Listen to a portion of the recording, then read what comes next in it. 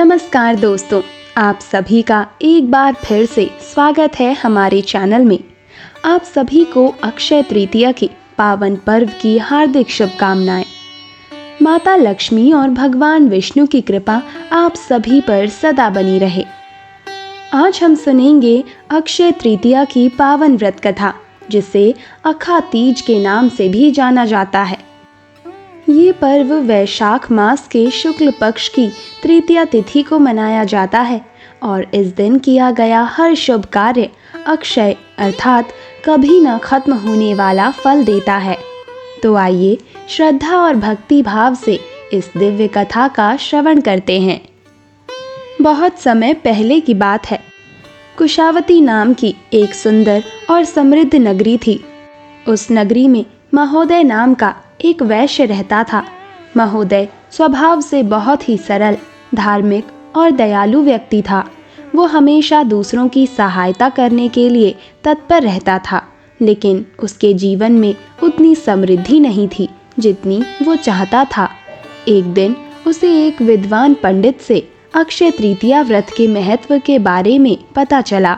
पंडित ने उसे बताया कि जो भी व्यक्ति इस दिन श्रद्धा और विधि विधान से व्रत और पूजा करता है, उसके जीवन में कभी भी धन, सुख और समृद्धि की कमी नहीं रहती।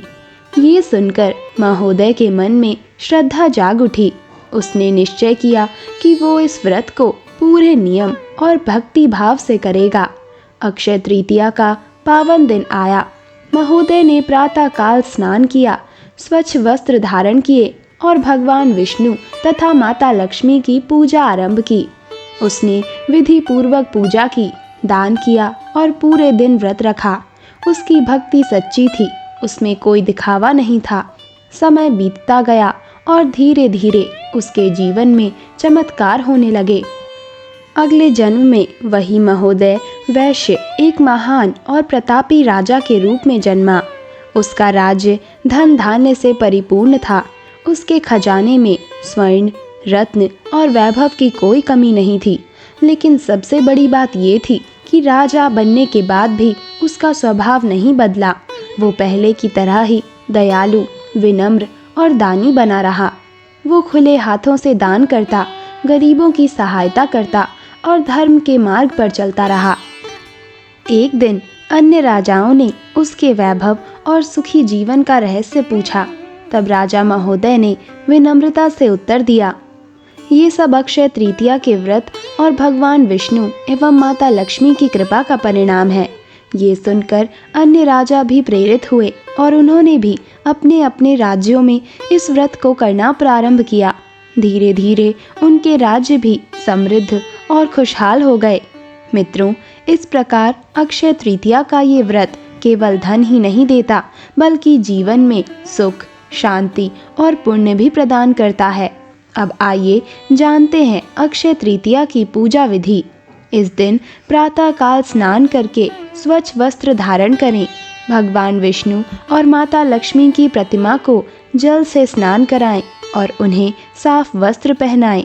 इसके बाद चंदन का तिलक लगाएं, अक्षत, पुष्प और माला अर्पित करें। भगवान को तुलसी दल अवश्य चढ़ाएं। भोग के रूप में मिश्री, भीगे हुए चने, खीर या अन्य मीठे पकवान अर्पित करें। पान, लौंग, इलायची आदि भी अर्पित करना शुभ माना जाता है। पूजा के बाद धूप दीप से आरती करें और अक्षय तृतीया की कथा का श्रवण करें। इस दिन दान का विशेष महत्व होता है, इसलिए यथाशक्ति ब्राह्मणों, गरीबों और ज़रूरतमंदों को दान अवश्य दें। माना जाता है कि इस दिन किया गया दान जब और तब कभी व्यर्थ नहीं जाता, उसका फल अक्षय रहता है।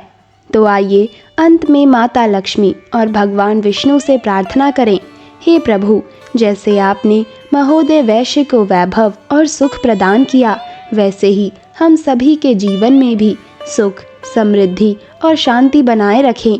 अगर आपको ये कथा पसंद आई हो तो कमेंट में जय लक्ष्मी नारायण अवश्य लिखें। वीडियो को लाइक और शेयर करें और हमारे चैनल को सब्सक्राइब करना ना भूलें। धन्यवाद।